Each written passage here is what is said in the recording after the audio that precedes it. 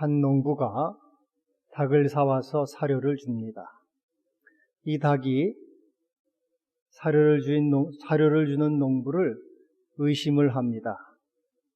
이 사람이 왜 나에게 호의를 베풀까? 왜 나에게 모이를 줄까? 의심을 합니다. 그렇게 몇 주가 지났습니다. 의심이 좀 누그러졌습니다. 무슨 꿍꿍이가 있는 것은 아닌가 보다. 아무래도 이 농부가 나한테 호의를 갖고 있는 것 같다. 그렇게 자기 생각을 합니다. 그리고 몇 달이 또 지났습니다. 이제 의심은 확신으로 변했습니다. 이 농부는 나를 사랑하는구나. 나에게 호의를 갖고 있구나. 나를 좋아하는구나. 그렇게 확신을 했습니다. 그런데 그 확신은 복날 주인의 식탁에 오를 때 깨져버리고 말았습니다. 이런 것을 귀납법의 오류라 그렇게 말합니다. 지금까지의 예상과 기대와는 다른 방법으로 가는 것을 귀납법의 오류다 그렇게 말합니다. 번지점프를 좋아하는 사람이 있습니다. 그 사람은 번지점프는 이제 위에서 뛰어내리는 거죠. 이 다리나 절벽이나 높은 빌딩에서 뛰어내립니다. 그러니까 마지막 순간 땅에 닿기 직전에 낙하선을 펴니다.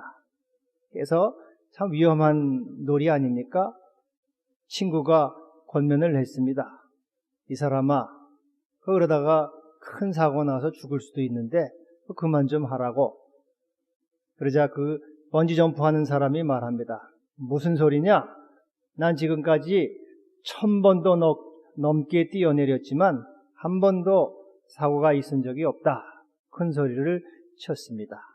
이렇게 하면서 남아프리카에 가서 높은 절벽 위에서 또 역시 뛰어내렸습니다. 그리고 그 사고로 목숨을 잃었습니다. 이것을 귀납법의 오류라. 지금까지는 안전했으니까 또 안전할 것이다. 이렇게 생각하는 것을 말합니다. 우리 권사님 가운데 보험 설계하는 권사님 계셔요. 그 고객이 들은 점심을 먹으러 갔다가 점심시간에 식사하러 갔다가 위에서 물건이 떨어졌습니다. 그 물건을 맞고 3분 내에 사망을 했습니다. 지금까지 길을 걸어 다니면서 아무 일이 없었는데 뭔 일이 있을 것이냐. 날벼락을 맞았죠. 그런 그 확신을 가질 때 우리는 귀납법의 오류에 빠져 있다. 그렇게 말합니다. 매일매일 우리는 일상의 생활을 하지요. 그 일상의 생활이 변함없이 이어질 것이다. 큰 일이 없을 것이다. 생각하는 것을 귀납법의 오류라 말합니다. 비행기를 탈 때에도 뭐 별일이 있겠는가? 길을 걸어가면서 뭐 자동차가 들이닥치겠는가? 또 어떤 일을 해갈 때 자동차를 타고 갈 때 뭐 별일이 있겠는가? 이러한 자기 확신에 빠지는 것을 귀납법의 오류다. 이렇게 말합니다. 물론 우리는 매번 의심하면서 불안해하면서 살 수는 없습니다. 다만 우리의 갖는 확신이 일시적이다. 이것은 지속되지 않는다. 잠시 있는 안전이라. 그러한 생각을 해야 한다고 하는 것이죠. 현재에 있는 모든 삶이 언제까지고 이어진다. 그렇게 생각해서는 안 된다 하는 것이죠. 심리학자 굴드는 고정관념을 버려라. 고정관념을 버려라. 그러면서 이렇게 말했습니다. 언제까지고 안전이 지속될 것이라는 생각을 버려라. 언제까지고 이 안전이 지속될 것이라는 생각을 버리라. 다시 말해서 귀납법의 오류에 빠지지 말라. 마침내 우리 모두에게는 마지막 날이 올 것이다. 다른 말로 하면 주님의 날이 올 것이다. 언제 올 것이냐? 그것은 모른다. 도둑같이 온다. 도둑같이 마지막 날이 우리에게 모두는 닥칠 것이다. 그러므로 깨어있으라. 정신을 차리라. 아니한 생각, 귀납법의 오류에 빠지지 말고 항상 깨어있으라. 그래서 그 날이 올 것, 도둑같이 오는 날을 대비하고 준비하라. 그 날이 너에게 갑자기 올 것인데 도둑같이 오지 않도록 깨어서 준비하라 말씀합니다. 여러분, 깨어있는다는 게 뭡니까? 성경에 오늘 찬양도 깨어있으라, 오늘 주지하고 맞는 찬양을 했습니다. 깨어있는다는 게 뭡니까? 이 분석 심층 심리학자 칼 융은 깨어있는 것을 이렇게 말했습니다. 외적인 일에 관심을 두는 사람은 꿈꾸듯 사는 사람이다. 그리고 자기의 내면에 관심을 두는 사람은 깨어서 사는 사람이다. 그렇게 말했습니다. 외적인 일에 관심을 두는 사람, 성공과 돈과 행복 등 외적인 일에 관심을 두고 사는 사람은 티끌로 털을 삼는 것과 같이 그것은 허무한 것, 꿈꾸는 삶, 일장춘몽의 삶이다. 그러나 내면에 관심을 두는 사람, 믿음과 정직과 사랑과 또 성실과 믿음 또 소망, 그러한 내적 가치를 관심을 두고 내적 가치에 거기에 마음을 두고 관심을 두고 살아가는 사람이 진실로 깨어있는 사람이다. 여러분 어떻습니까? 여러분 깨어 있습니까? 외적인 일, 외면적인 일, 밖의 일에 늘 관심을 갖고 사는 사람은 허망한 삶을, 일장춘몽과 같은 꿈꾸는 삶을 살아가는 것이고, 자기의 내면에 믿음과 소망과 사랑, 이 내면의 삶에 관심을 두는 사람이 진심으로 살아있는 사람이요, 깨어있는 사람이요, 정신을 차리고 살아가는 사람이다. 그 사람에게는 도둑같이 그날이 올지라도 준비하고 있는 사람이 된다. 그러므로 깨어있으라 말씀하고 있습니다. 특별히 오늘 본문은 깨어서 사는 삶의 이 특질, 깨어서 사는 삶의 세 가지 형태를 말씀하고 있습니다. 하나는 믿음의 호심경을 붙이라. 호심경. 여러분, 호심경이 뭡니까? 흉배라 그렇게 돼 있어요. 먼저 성경에는 흉배, 또 이 세번역에는 가슴막이 갑옷, 가슴을 막는 갑옷, 현대말로 하면은 방탄조끼가 되겠죠. 방탄조끼. 방탄조끼를, 믿음의 방탄조끼를 입어라. 믿음의 흉배를 붙여라. 깨어서 사는 삶이란 뭐냐? 이 믿음의 흉배를 붙여라. 늘 우리에게는 의심과 불신과 회의와 염려와 걱정이 옵니다. 늘 거기에 마음을 쏘이고 끊임없는 두려움 가운데 살아갑니다. 그러나 이 확신 가운데 믿음은 믿음의 삶, 믿음으로 자기의 흉배를 붙이라. 여러분, 이 머리 다음으로 중요한 것은 몸 아닙니까? 내장. 이 팔다리는 하나 떨어져도 내장이 없으면 못 삽니다. 중요한 거죠. 생존에 직결되는 겁니다. 믿음의 흉배를 붙이는 것은 자기 생명에 직결되는 것이죠. 그것은 믿음을 가지라, 그 말은 그것이 너의 생명을 지켜준다.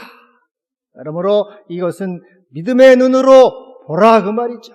보이지 않는 세계, 또 영원한 세계, 더 큰 세계를 바라볼 것을 말씀하고 있습니다.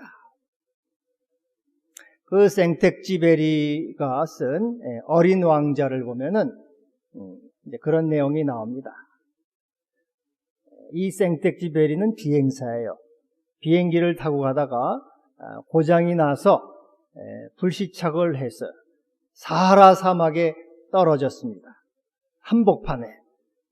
사람이 사는 곳에서 1600km나 떨어진 사막 한가운데입니다. 외롭고 쓸쓸하고 고독합니다. 두렵습니다. 먹을 것도 하나도 없습니다. 그 두려움 가운데, 염려 가운데 있을 때 어린 왕자가 나타나서 그게 말합니다. 나에게 양을 그려줘. 양을 그려줘. 갑자기 양을 그려달라고 그래요. 밑도 끝도 없이. 그래서 이 한복판에 왜 나이가 나타났는가? 너무 깜짝 놀라서 말도 못하고 쳐다봅니다.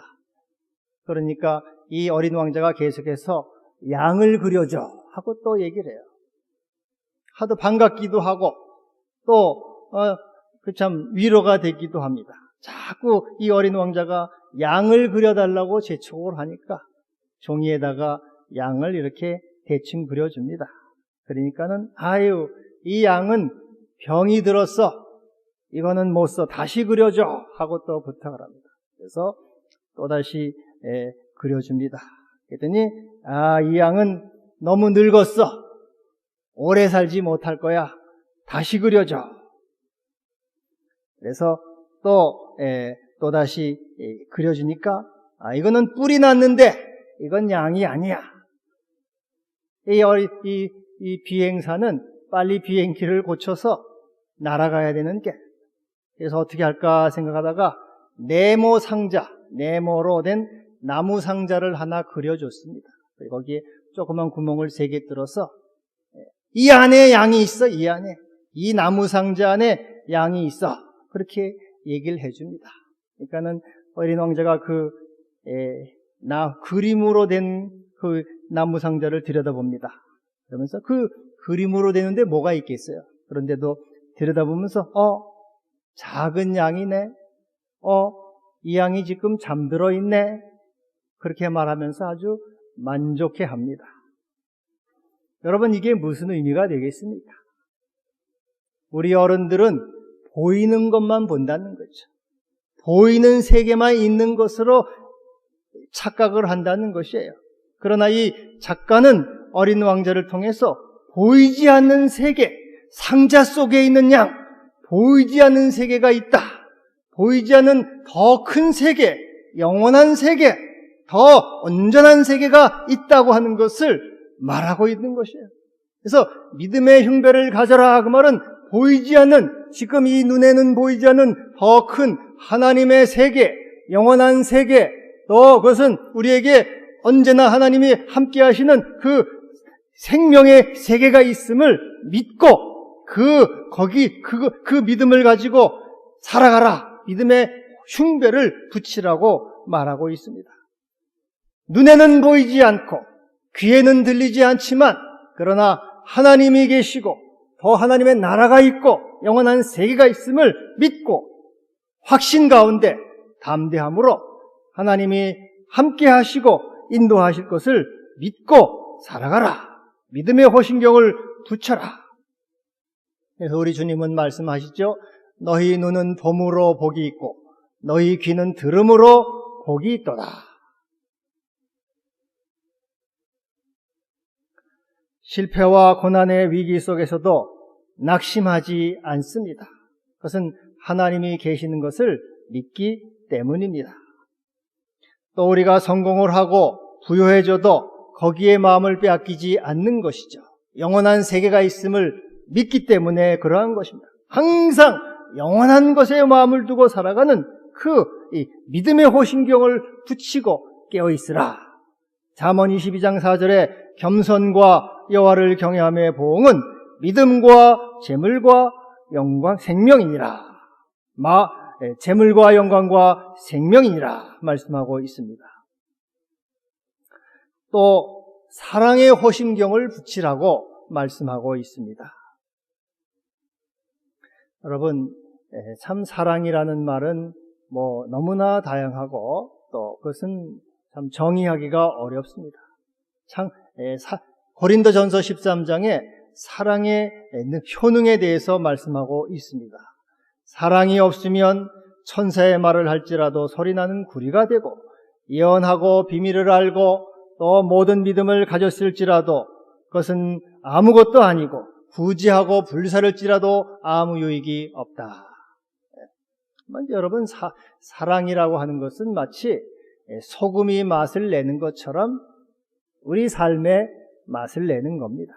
가치를 주는 것이죠. 이 19세기 소설가 마크 트웨이는 그런 말을 했습니다. 돈이 필요 없는 것처럼 일을 하라. 상처받지 않은 것처럼 사랑하라. 아무도 보지 않는 것처럼 춤을 추어라. 이건 삶을 사랑하라 그런 말인데, 한 번도 상처받지 않은 것처럼 사랑하라. 여러분, 사실 이 사랑한다는 것은요, 상처받는 것입니다. 사랑한다고 하는 것은 상처받기로 작정하는 것이죠.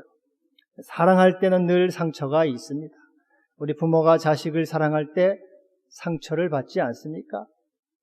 우리 교인들 어제도 이렇게 보면은 참 교회 나와서 청소하시고 또 뭐 식당 봉사도 하고 여러 가지 일을 합니다. 근데 사실 일을 한다는 것은요, 상처받는 거죠. 상처가 늘 있어요. 사랑하는 것은 상처가 있습니다. 요즘에 뭐 이제 전도용품을 좀 나눠드리라고 이렇게 말씀을 드렸는데, 아마 꾸준히 하는 분들은 부담이 될 겁니다. 주는 것도 부담이 될 거예요. 안 하는 사람도 있죠. 그것은 상처받지 않으려고 하는 겁니다, 사실은.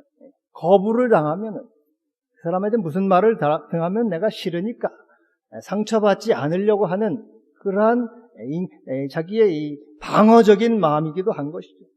근데 사랑하는 것은 상처를 받는 것이고, 상처를 통해서 생명이 있는 겁니다.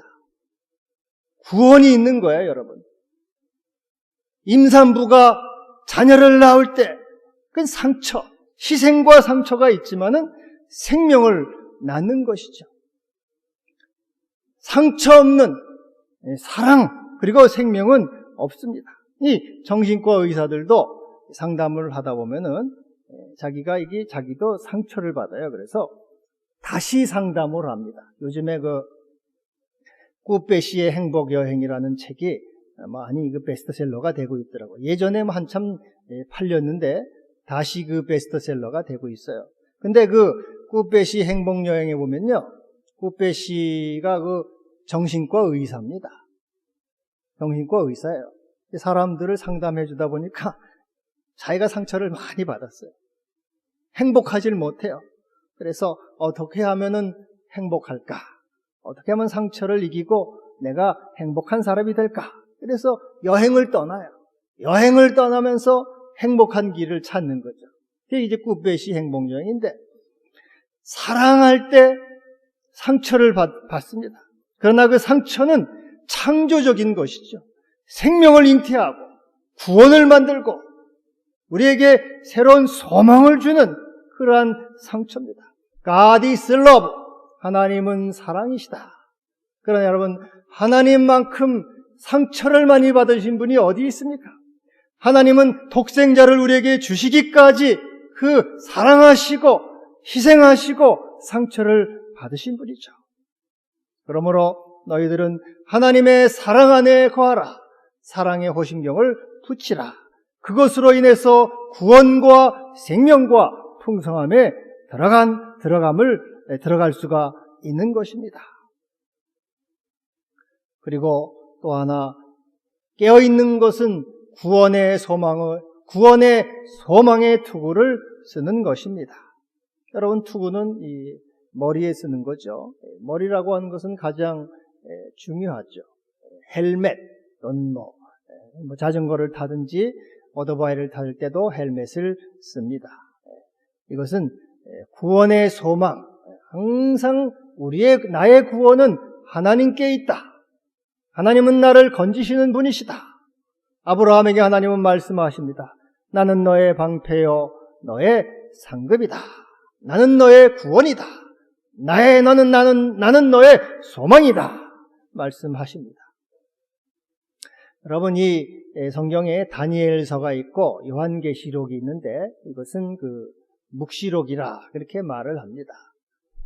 근데 이 묵시록은 베일을 벗긴다 그런 뜻이에요. 근데 이제 이 성경의 유대인들의 세계관은 두 가지가 있습니다. 하나는 이 시대를 보는 세계관인데요. 이 시대는 악한 시대입니다. 악한 세대입니다. 불의와 불법과 비극과 불행과 여러 가지 많은 고통들이 있는 이 세대, 온갖 죄악과 불행이 있는 세대가 바로 우리가 살아가는 이 세대라고 하는 것이죠.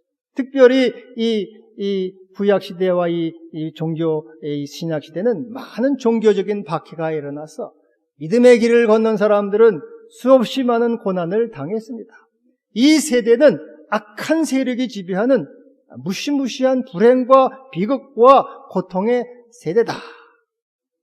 그러나 또 하나의 세대가 있는데 이것은 다가오는 세대, 새로운 세대가 있다. 이 세대는 모든 비극과 불행과 고통과 절망과 슬픔이 끝나고 메시아가 오심으로 새로운 세대가 열리는 그런 새하늘과 새 땅이 있는 새로운 세계다. 그것을 봤습니다. 그래서 반드시 이 절망과 비극과 슬픔과 그 불행의 세계는 끝이 나고 하나님이 다스리시는, 구주가 다스리시는 메시아가 오시는 새로운 세대가 올 것이다. 이것을 소망하며 기다리고 바라본 것이죠. 그래서 요한계시록 22장 20절에 내가 반드시 속히 오리라 주님이 말씀하실 때 아멘 주 예수여 오시옵소서 마라나타 주님 오시옵소서 이것을 항상 이 고통과 고난과 불행의 세계 속에서 하나님이 오셔서 구원하실 것을 소망하면서 소망의 구원의 투구를 쓰고 바라본 것이죠. 반드시 주님이 오셔서 우리의 구원이 되시고 소망이 되시고 생명이 되신다. 그것을 믿고 또 주님 안에서 깨어있으라. 6월절이 되면은 이 유대인들은 이 6월절에 부르는 노래가 있습니다. 아니마민이라 그런 노래인데 우리는 구주께서 오실 것을 믿습니다. 그러나 그는 조금 늦게 오십니다. 그렇게 시작되는 노래예요. 주님이 오실 겁니다. 구원하실 겁니다. 그러나 조금 늦게 오십니다. 그런 이제 그 노래인데요. 이 노래를 작곡한 것이 바로 그 무서운 아우슈비츠 수용소입니다. 가장 절망적일 때, 많은 사람이 죽어갈 때, 주님이 오실 겁니다. 주님이 구원해 주실 겁니다. 이 악하고 불의하고 고통스러운 이 세계를 주님이 오셔서 반드시 새롭게 하시고 구원을 주시는 그러한 날이 올 것입니다. 그것을 기다리는 것이죠. 여러분, 우리가 살아가는 이 세상도 여전히 불의와 고통과 불행이 있지요. 끊임없는 아픔 속에서 슬픔 속에서 우리는 살아갑니다. 그러한 가운데 언제나 우리는 구원의 소망의 투구를 쓰는 것이죠. 주님은 나의 구원이시다. 주님은 소망이시다. 주께서 반드시 구원의 길을 열어주신다. 아멘 주 예수여 오시옵소서.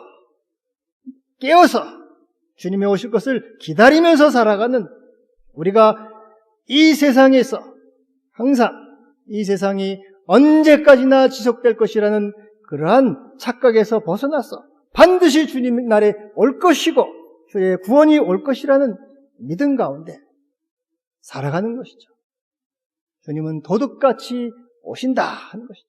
그러므로 깨어서 정신 차리고 믿음과 소망과 사랑의 투구를 쓰고 주님을 기다리는, 그래서 생명으로 나아가는 소망 가운데 살아가는 주의 사람이 되라고 말씀하십니다. 기도합시다.